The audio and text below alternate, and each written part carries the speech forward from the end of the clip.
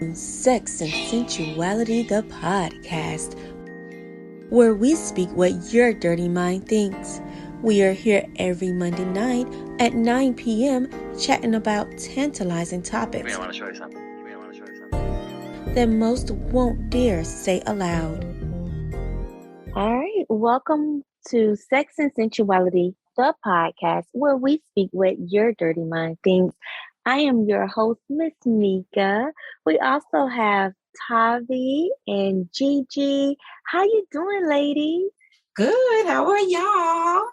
Doing so well. I'm so thankful y'all two are joining us tonight. Tavi, how you doing? I'm doing well. Just out here living. I know we're all just living our lives. So tonight, everyone, we are discussing what constitutes cheating in a relationship. And there are so many things out there that I think a lot of people just don't think about because everyone thinks about sex. Oh, you're cheating when you go and have sex with someone else. Sometimes people mention, like emotional affairs, but a lot of times they don't feel like emotional affairs really affect their relationship as much as just the actual act of having sex with someone. So we're going to dive deep into the different types of cheating and how to navigate those things in your relationship. Now, I have a quick juicy topic that I want to tell you guys about because I feel like it I feel like it relates to this topic. So there was this guy I believe this happened like in 2003. It was in the early 2000s. He was a doctor. He was from Haiti. And so I love watching this show called Married with Secrets. It comes on the ID channel. Mm-hmm. So this guy, he was a doctor again. He was a doctor from Haiti, met this woman, got married. They had 2 kids, great relationship. Well, one day he's leaving work and he gets hit by a car. He gets hit by a car. He's rendered unconscious. And so she gets a call, the wife gets a call, like, come to the hospital to see about this guy, come see about your husband. She gets to the hospital, it is another woman in there. And she's like, who are you? And she's like, well, who are you? I am his wife. And she's like, how are you his wife? I'm his wife. And so she's like, I don't know what's going on, but I'm his wife and you need to get out of here. This is ridiculous. She was like, no, I'm his wife. I've been married to him I think she had been married to him. So the first wife was married to him for like 16 years. The second wife was married to him for like 10 years. They had 2 kids together too. And they lived in a house in Jersey, and she and her kids lived in a house in New York. Yes, close enough for him to go back and forth. Yeah, but far enough away so he could do what he wanted to. Exactly. And this is what happened. His second wife is from Haiti as well and was his high school sweetheart. Mm-hmm. And when she came to America, they ended up hooking back up and he decided to marry her. He had paid some woman to impersonate his first wife and so that he could get a divorce. And so he had divorce papers on her that she didn't even know about. What? Yes. Dang. So that way he can prove that he wasn't married anymore so he could marry this other woman. Oh my goodness. Right. And get this. So that night at the hospital, the doctors was like, well, one of y'all have to leave. So the second wife was able to produce paperwork showing that she was married to him. So the first wife had to leave. Well, long story short, she ended up being able to come back to the hospital. He ended up passing away after a month or 2. They never got closure because they never got a chance to talk to him about this. He passed away from his injuries. She decided that the court ruled in her favor, the first wife's favor. She had control of all of his assets, and she ended up letting the second wife keep her house. But she sold one of the businesses that he had. Unbeknownst to her, the second wife and his brother were operating some type of business out of that place that she sold. They got upset, particularly the brother, and put a hit out on her. Oh, wow. And had someone shoot at her. She didn't die. And he ended up going to prison. Oh my God. This needs to be a Netflix movie. Yes, it does. I'm sitting here like, wait, what's next? Wait, I'm sitting here like I'm watching a movie, listening to you. Let me get my popcorn. I know, right? Wasn't it a crazy story? That's a lot. That is insane. But you would be surprised. Me working in a hospital, I've seen this happen several times before. Where the person, oh my gosh, I had this one patient who he was absolutely awful to me. Like, he was so mean, and he had a shift of women coming to see him. So I know I saw about 5 or 6 shifts, because one would come for a few hours, they would leave, and then it'll usually be an hour between each girl that would come. Oh my goodness. And so his main was up there at the hospital, and then one of, I guess, his main girlfriend, she had called and was like, hey, I'm on my way up to the hospital, giving us a heads up that she was on her way, and to see if visitation hours were still going on. And because he was a jerk for me, I didn't warn him. I'm like, okay, yeah, visiting hours are between this and this time. So if you come between those times, sure. So she showed up with the wife there, words were exchanged. We ended up having to call security, so I guess that was bad on my part. Did you have your popcorn? You should have had your popcorn, girl. But it used to happen all the time in the hospital. All the time. I mean, that is how it normally. That is one of the main reasons people find out their spouses or partners are having affairs, because it's either at a funeral or it's either when the person is sick in the hospital, because now they're going to come and visit, or the other person's going to come to the funeral. It always ends up happening that way. So it's just a lesson that the things that you do in the dark, they are always going to come to light. So let's move on to the different types of cheating. So we have, guys, emotional cheating, cyber affairs. There's something called object affair, which I can't wait to get into. Physical affairs, financial, which is such a real one. Micro cheating, which is something that I'm like, I can't really wait to discuss that. And flirting is flirting cheating. And some people don't look at flirting as cheating, but we're going to talk about it. And then what are some behaviors couples do consider cheating outside of these things that we just named? So let's get into it. Which one do y'all want to discuss first, ladies? Let's just hit down the line. Okay, well, let's start with emotional affairs. So we already know an emotional affair is something that happens between two people, whether it's just you are really emotionally connected with that person, but you may never have slept with that individual. You may have never done anything physical with this person, but you are exchanging words of I love you. You're talking about the future. You're sharing secrets and things that you don't even share with your own partner. And you are really developing a connection with that person on a level that makes you feel like you want to be with them and talk to them all the time. What are your thoughts, guys? Let me tell you something. Emotional affairs, I think a lot of people don't even recognize is a form of cheating, right? Because they think, for the most part, as a whole, people for some reason think only parts of cheating is when it's physical.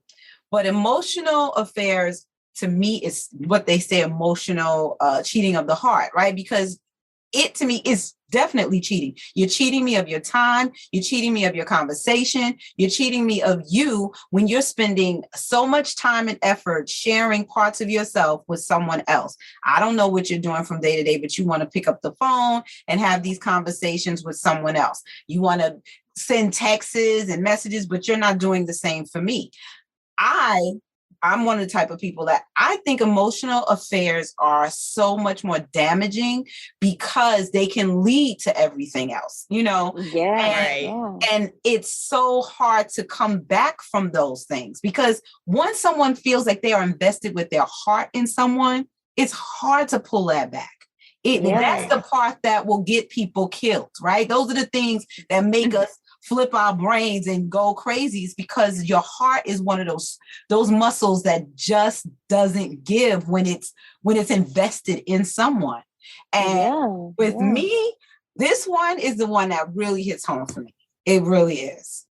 I mean, I 100% agree with you. I think emotional cheating is worse than the physical cheating, because physical, you can cut that off and say, you can't see this person, you can't be around this person, don't talk to this person, separate yourself, whatever. But like emotional, that's all within inside. You can't control what someone's thoughts are, or what their heart is, or them even pining for someone, because they could be being intimate with you and pining over this other person. You could have no idea. Yeah. I kind of feel like it's, in a way, it's worse. It is. Yeah. I think it's worse too. And I agree with what you both said. I agree with you, Tavi, when you said that, it's harder to cut that off because, when you're sexually attracted to someone, you have sex with them, you could easily say, hey, I'm not going to have sex with this person again. You can resist the urge. If you feel like you can resist it. You can say, it's okay. I don't have to do it again. But when you're emotionally tied to someone, you're like, oh my gosh, I got to see this person. I got to be around this person. Whether we're having sex or not, I don't care. I just want to be in this person's presence. And then on what you said, Gigi, about, it leading to everything else, because it does. A lot of times we become emotionally involved with somebody because there has been some level of attraction to that person. So you already attracted to that person. You already flirting with this individual. You may not have had sex with them, but the more emotionally involved you get with them, you are going to eventually have sex with them. Exactly. And you're going to want to do more and more and more, because what we feel on the inside, we have to express it on the outside. And that comes with touching, kissing, sex. Right. So, I think that if you find yourself getting to a space where a platonic friendship is turning into something more, you have to really start taking a seat back to that particular friendship, because a lot of times that's where it starts. Right. You're building some type of friendship with a person and it ends up getting deeper and deeper and deeper. You become closer and closer. You notice when it starts getting there. So you have to pull yourself away, stop spending so much time with that individual so you can allow your feelings to subside. Right. If you discover that your partner is doing it, you got to really have a talk with your partner about what is going on. Like, is your partner missing something? Are they seeking something that they feel like they're not getting emotionally from you? Not to say it's your fault. It's just saying, what are they seeking that you aren't, what they feel like they can't get from within their relationship? And y'all talk about that and maybe get to some counseling so that y'all can get this emotional connection underway, get it back. Because a lot of times that's when it happens, when they don't feel they have that connection with their partner. Right. Okay. Cyber affair. So we already know the internet is crazy these days. I was just talking to my mother-in-law and I was like telling her about something that happened like in 2010. And I was like, the internet, it was there, but it wasn't what it is today, right? So now it's like people are developing these emotional connections online. They are getting online, meeting people, and falling in love with folks over the internet. These are people they have not seen before. They may not haven't even seen their face on a video online. They're just falling in love with their actual words because they're giving them an attention that they're not receiving at home. So it's like, and they can sit there and talk to them all day. Let me tell you something. All night. I watch, Dr. Phil, and he has these catfish shows on often. What I realized with these cyber affair things is the older generation, the ones that have probably their spouses have died or they haven't dated or married in a long time, are the ones that are sometimes most susceptible to this. And I watched one where this woman literally, Dr. Phil brought the guy with the face that was there in the place to tell, and she was so in love with this man, and no matter what they tried to tell her, she just couldn't get past it. But then you have these other people who they, like you were saying, they never met in person. They never have been in the same country, maybe. and so in love that they're willing to spend all of their money, just sitting online 24/7, just so that they can continue this conversation. I guess because there's something missing in their lives and they don't have anything but that. And it's so sad to see. It really is. It is. I mean, I even had another story on Married with Secrets, where this lady, she had always been just susceptible to suicide, self-harm. She met some guy online and he was married. She didn't know. But he was married, and it was so easy to get into her mind, because after her mom died, she felt so lonely, even though she had her dad. It just tore her to pieces when her mom passed away. So she ended up getting involved with this guy, and he was into like all this sadomasochist stuff. And he would like do these rape fantasies on her. He would do these cutting fantasies on her, these bondage things on her. And so one day he let her out to meet him in the forest, because he wanted to play out his fantasy. And I guess he ended up cutting her and stabbing her to death through one of his sex stabbing fantasies. Oh my goodness. I know. And for almost a year, people just thought she committed suicide. They finally found some of her items and ended up connected everything back to this guy because of her computer records, her phone records, and then they used his computer records, and they had found out he had been grooming this lady for a long time. And he had even gotten her to the place where he was like, I'm going to need you to find a woman that I can kill by doing one of my stabbing fantasies. But it ended up being her. Wow. He ended up killing her. And it was because she was so lonely and vulnerable. And everybody was like, I didn't even know that was her. Like, I never knew she was into this type of stuff. Like, I don't know how this man got into her head, but it happens. It's like word can have a huge hold on some people, and it gets you to a place where you feel loved, and just like you were saying, Gigi, that girl didn't want to believe that he was a catfish. But it's because it's like you believe what these people tell you when you're vulnerable. Yes. And if you're vulnerable in your marriage and you're feeling lonely within your marriage, it's easy to seek out and find someone online these days that you connect with, and you just end up falling in love. Yep. Craziness. The next one is object affair. It says the object is perhaps the type of cheating that is the most difficult to qualify as cheating. Object affairs occurs when a partner becomes obsessively interested in something outside of the relationship. And let me take this back. I've seen this happen before. I had a person that I knew who became obsessed with exercise. And that was that person's way of dealing with stress. Well, it took this person outside of their marriage, and their marriage suffered because of it, because they spent all their time doing that. It was like, it was an obsession, and it just ended up breaking up their marriage. But anyway, so this might be a hobby, an idea, some cases pornography, which we talked about before, but their obsessive interest in this object hurts the relationship because it consumes them, even if it's just their mental space. And then let me tell y'all the biggest object affair is work. Work, yes.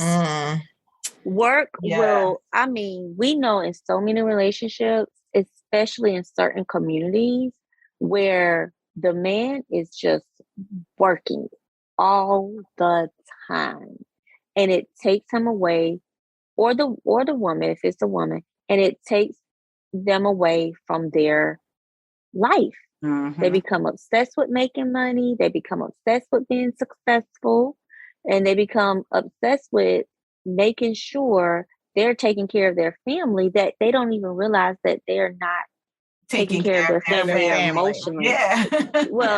they're not taking care of their family emotionally. They're Right. taking care of their family financially, but they're missing out on that emotional piece. Um, and that's a big thing in white communities, honestly, where the husband is working a lot outside of the home and the kids are feeling like they're being, they don't see their dad. And the Right. wife is feeling like she doesn't see her husband. She only sees her husband at nighttime.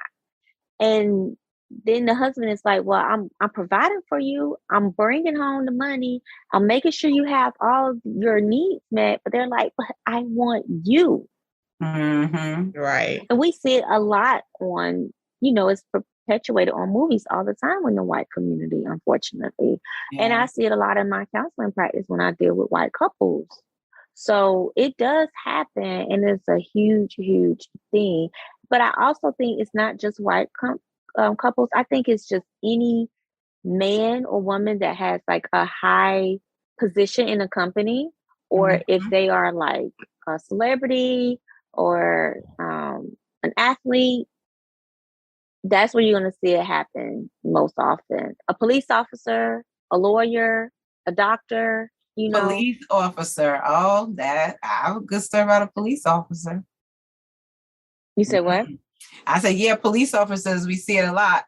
And police officers, and one of the things they say, UPS drivers as well, because of the hours that they work. Police officers, doctors, and delivery drivers. UPS, FedEx drivers, they work sun up to sundown all the time in any type of weather. The post office workers, things like that, where they are out there regardless of what's going on in the world. They still have to get out there and work. So even if their family's home for a snow day, they don't get a snow day. Right. So those are the things that they're not even capable of enjoying that family time, even if they wanted to.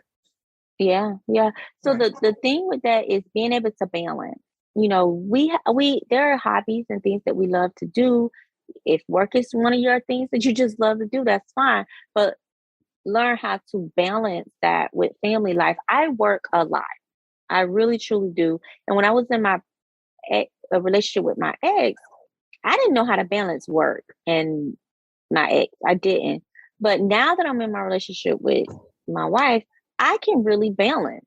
I've learned to balance. I can take care of my daughter. I can spend time with my wife. I can, do my work. I had to learn to balance. And it is definitely like a delicate art at balancing. It's hard. And I feel like, because I know I struggle, like Jess and I struggle in our relationship with this same thing, especially a few years ago when she was really getting started out and doing what she was doing. She would take every single job that was offered because she had to make a name for herself. And our relationship was neglected in the process. Like it'll be times where even when we were on dates and if work called her in the middle of while we were on a date, she would stop, pick up the phone, answer to whatever. And in the beginning, it caused a lot of issues. And I had to eventually put my foot down, like, look, you need to balance, you need to fall back some. Like, it's okay to say no when you're unavailable. And it was definitely a balancing act for I would say a year or so, but we finally kind of got in a good groove of things. You know what? Another area that people don't think of is clergy. When I was very active in the church, your phone is not ever off. You have people that, just like counselors, when you deal with people in the church, they will call you whenever they're going through and you have to be available, So it also takes that spouse and significant other to recognize certain areas of certain jobs that you may be needed regardless. You know what I'm saying? And have some type of flexibility in that area in their understanding. So in that aspect, it takes two to understand what type of job you have, so. That's true. So the next one is physical affair. Of course, we already know what that one is. That's the biggest one. Yes. When you actually become physically active, whether that's sex, whether that's kissing, touching, petting, cuddling, whatever physical aspect with another person outside of your marriage and outside of the boundaries you all have set for each other. So that is the biggest one. Yep. That's it. Oh, That one's pretty cut and dry. Yeah, it's pretty cut and dry. We already know that constitutes cheating. We already know what that looks like.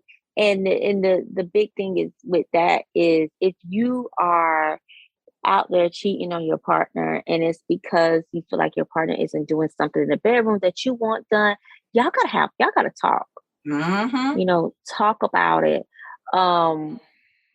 Or just, if you feel like you're attracted to somebody else, you want someone else, talk about it before it even happens so that y'all could come to an understanding, because you never know what your partner may be down for. Your partner may be like, okay, I don't care, go ahead. We can have an open marriage and we could do this and we could do that. Right. Or it gives your partner a chance to say, well, you know what? I no longer want to be in this relationship. If you feel like you have to sleep with someone else, then let you go so you can have your freedom. And that way you don't have to worry about the backlash that comes with cheating. Right. It's just selfishness, because you can definitely do that, right? People just want to have their cake and eat it, so they don't. It's like, why? But I hate that term for some reason. Have my cake and eat it too. Yes, I want to have my cake and I want to eat it, but because it's my cake, of course I want to. I don't know why that term was used in that sense. Either. Because it's like, yes, it's my cake. I'm eating my cake. I'm eating my cake. But y'all know what Gigi is talking about. You're right. People are so selfish. They want to have the cake. They want to eat that cake. Then they want to have another cake. They eat that cake too. It's like, no, stop being so greedy. Tell the truth to your spouse. Tell the truth to yourself. Yeah, tell the truth to yourself. Tell the truth to your spouse. Save yourself this heartache and all this other stuff that comes with cheating. I don't want to have to deal with that. That's the reason why I don't cheat. Because it would be me. It would be me where I get caught or I get some stalker person I cheated with. It would be me that had the worst case scenario.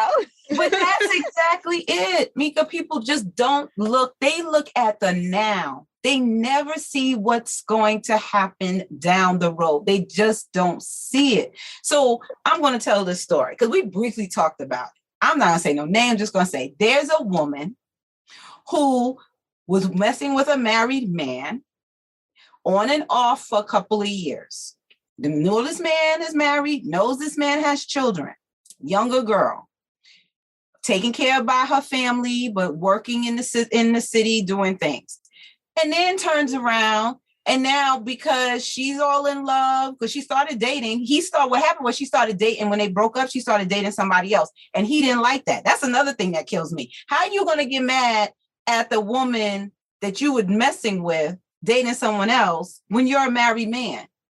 And so he consistently kept trying to sabotage what she had going on until he drags her back in. But again, you're a grown woman, you know that he's married with children.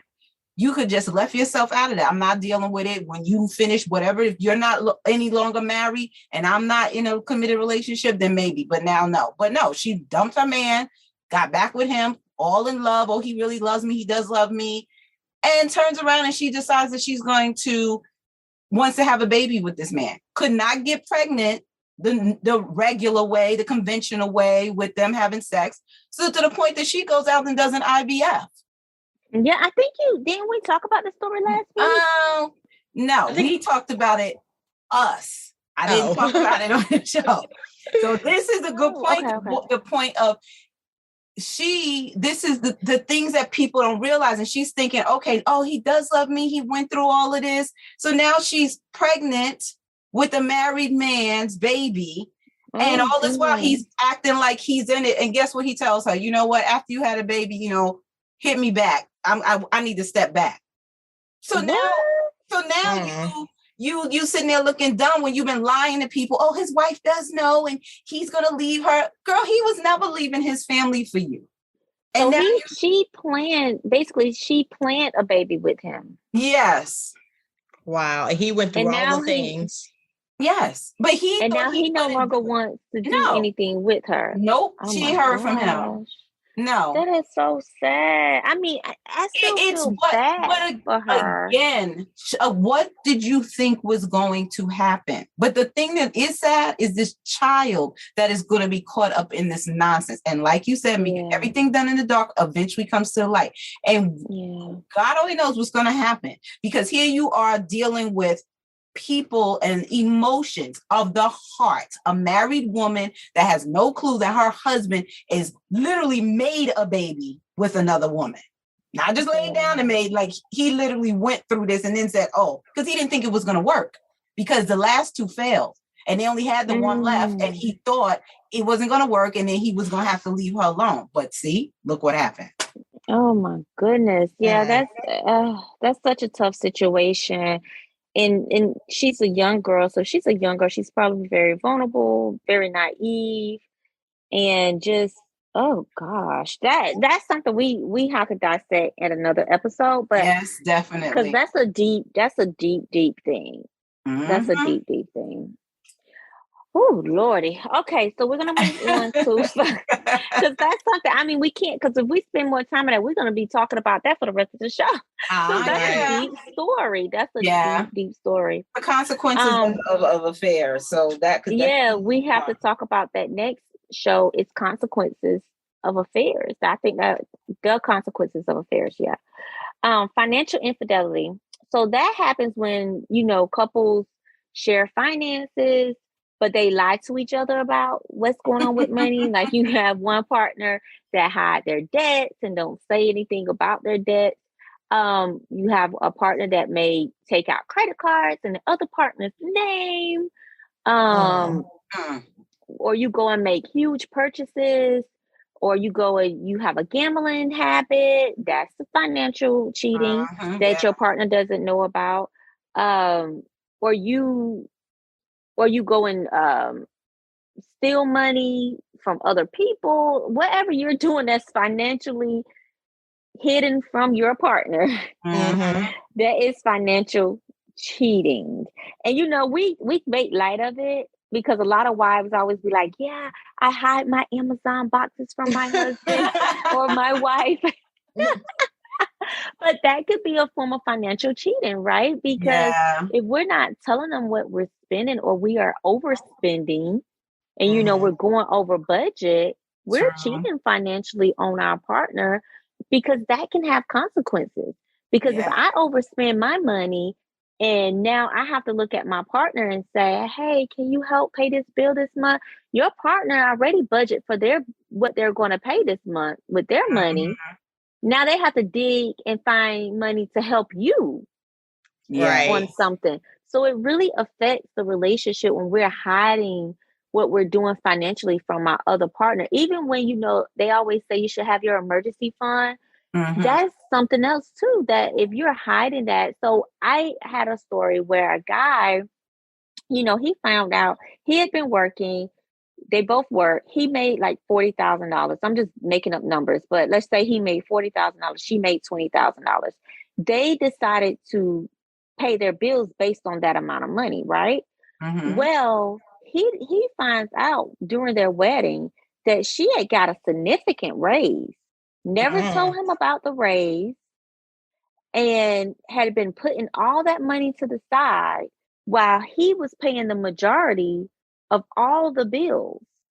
And then when they get married, when he proposed to her, he found out, I forgot how he found out.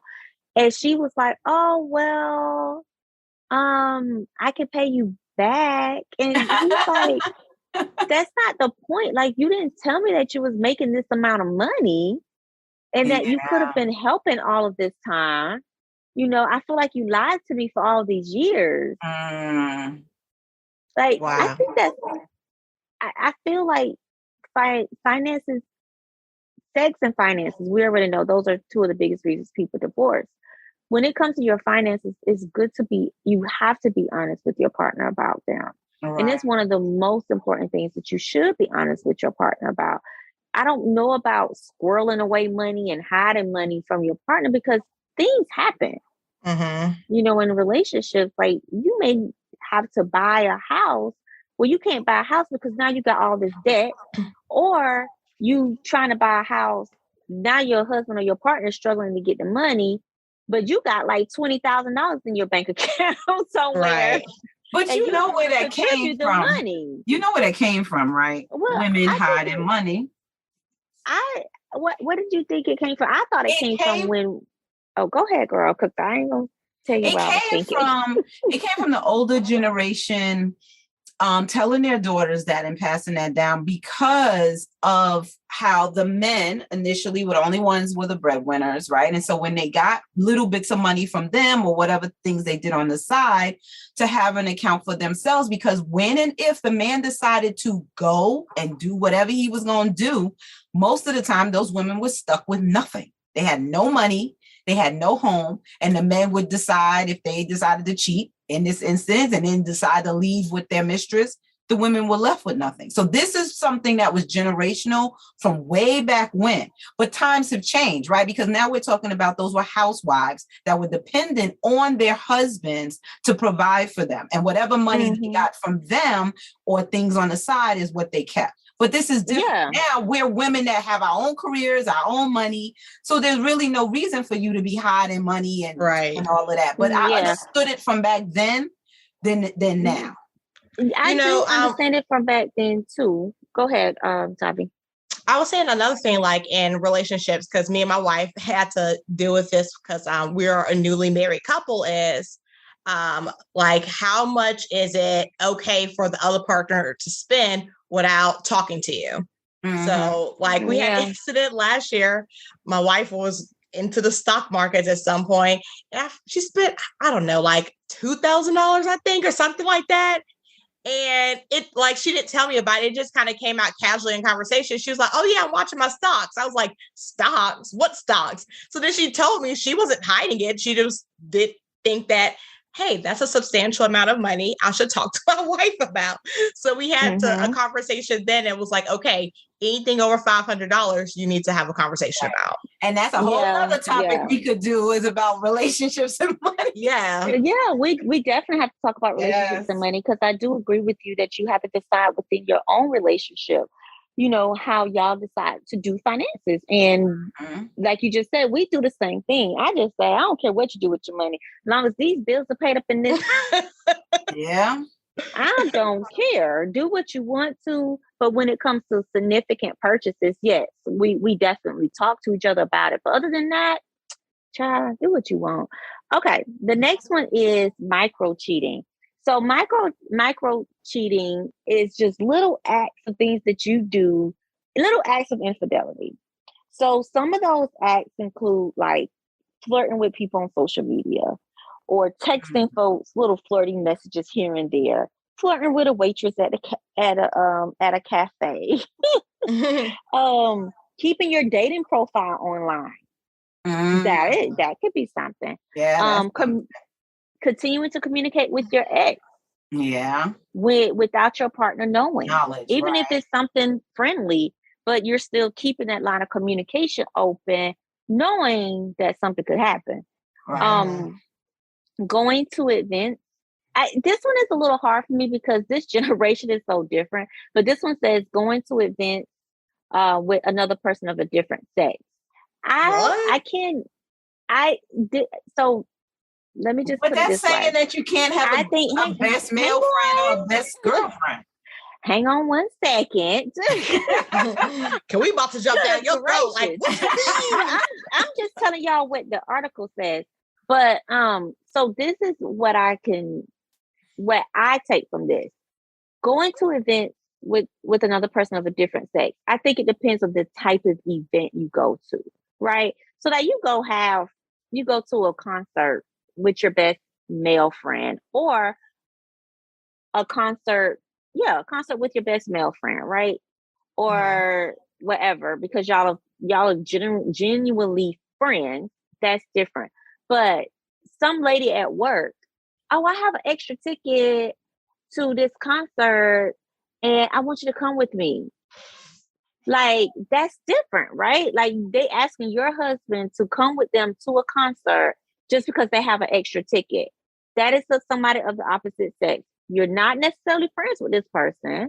This is not somebody that you normally hang out with, and you're going to this concert. Yes, I think that could be considered cheating in a sense, because it's like, who are you to go out with this person you don't even know? And why are you going out with this person that you don't know to an event? Well, why they ask you? Different if they knew. Right. Why did they ask you? You know what I'm saying? So I think it depends on the actual situation. What do you want to say? Depends on the relationship. Gigi?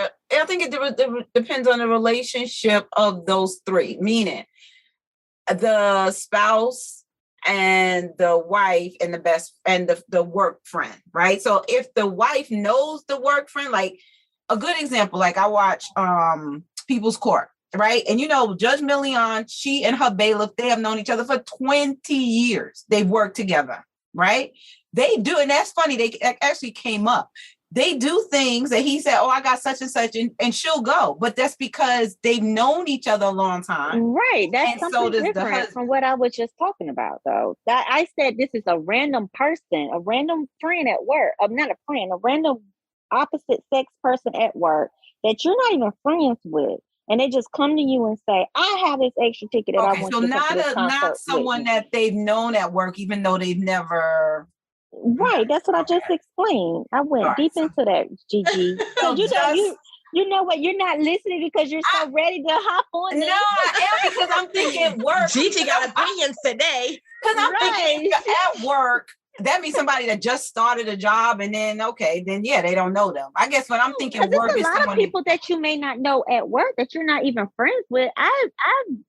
There are people at my job that I was working with, seen them around, but I don't know nothing about them. I never hung out with them. And if some dude comes up to me and randomly invites me out, I'm not going out with him. I don't know you to just go out with you. And that's not right. Like, Chase is going to look like, who are you? Why are you going out with this random guy? I don't care if you work with him or not. You don't even know him.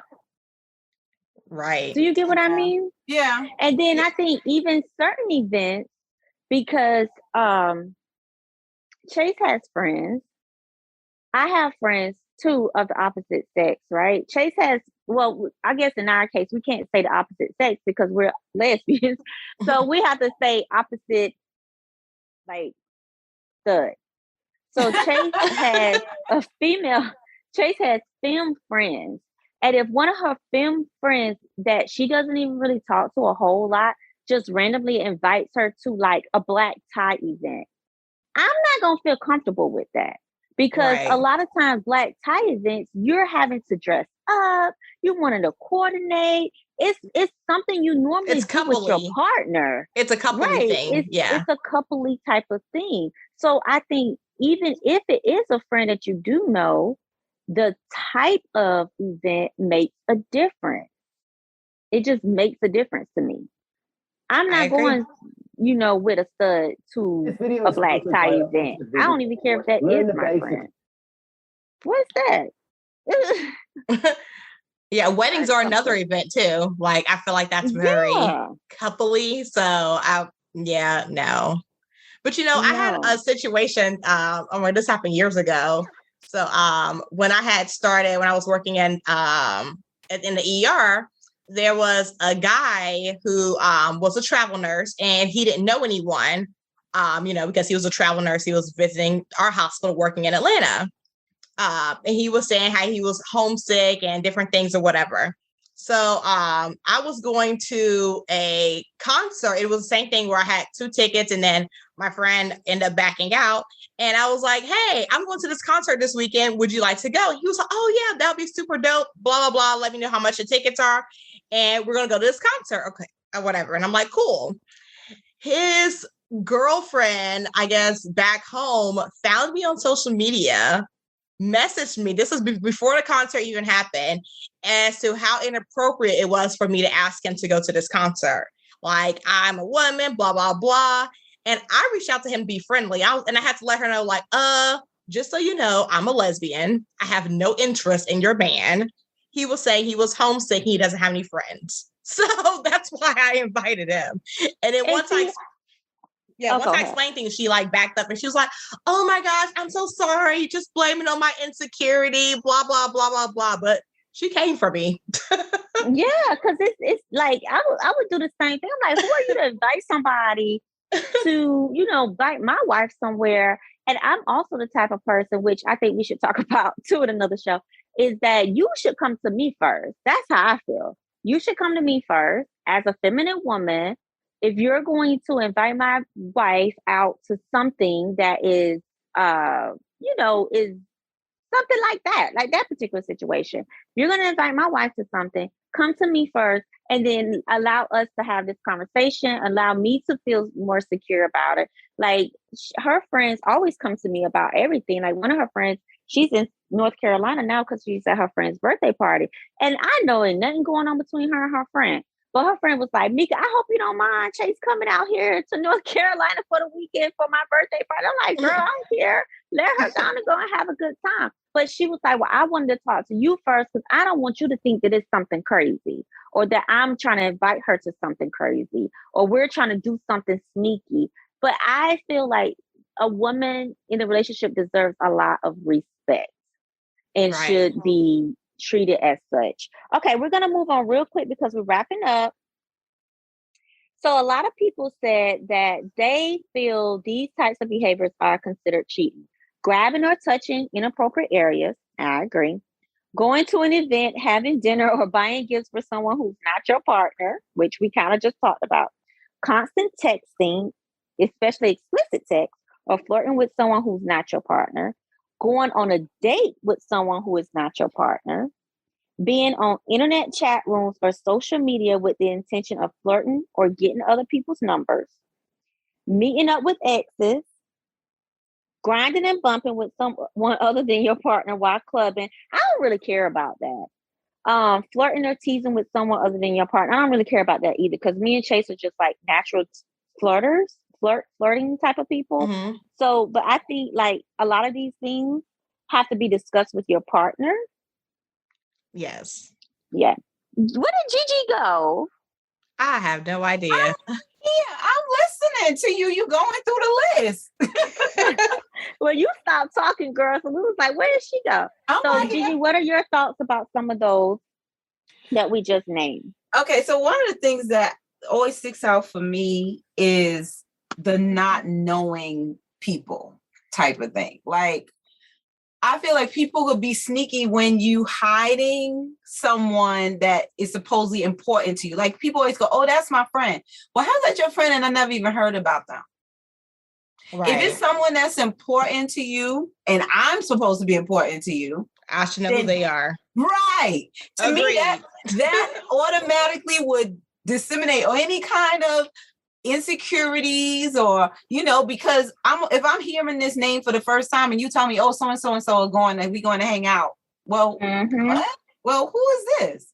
Oh, right. We're friends forever. Really? Like when y'all became friends forever, I didn't know about it.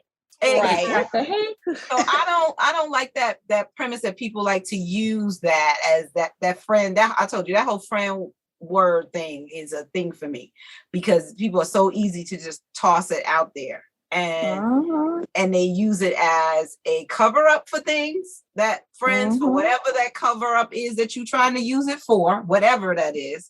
So yeah. Girl, I agree with you completely on that. I don't like that. So I like to think that anyone that is of importance in your life and you and I are in a committed relationship, be it we are dating exclusively or married, that I should know those people that mean something or are important in your life, right? Because I share those things with you. So it should be hand in hand to me. Yeah, definitely agree. Definitely agree as well. And what are you going to say, Ty? Because we're wrapping up. I was saying another thing that was on the list that you just mentioned was touching. So I find this to happen with a lot of usually more feminine women, but them and their friend groups will be very touchy-feely. I know that in my friend groups, my friends will touch my butt, my boobs, whatever, and it's nothing. And I had to describe to my Like when Justin and I first met, I'm like, oh, but that's just her. That's just how we are. We're just, I don't know, just touchy-feely. You right. And she was like, I don't know what it is with you feminine women. Why y'all always want to be touching on each other? She was like, me and my friends, nah, they don't touch my butt or my boobs or nothing. Girl. They all will slap each other's butt, like hit each other's titties. Like, so true, Tommy. You said when I got my boobs done, they was like, Gigi, let me see. And I was like touching them, like, oh my God, they feel so natural. And the guy and all the aggressors standing there like, this what y'all do? Right. And which I think there's nothing wrong with it, because I guess it's my friend group. I'm like, there's nothing wrong with it. Like, we all are married or have partners or whatever. Like, that's just, I don't know why we do that. And then they do the kissing in the club sometimes on each other. It's all kinds of stuff women do with each other that's crazy. And it's like, why are y'all doing this? Oh God, why are y'all doing this foolishness? But oh goodness, I guess those conversations you have with your partner, when you yeah. But my wife was like, what's wrong with your friends? She's like, well, your friend grabbed my boob. Are you okay with that? And I was like, yeah, sure.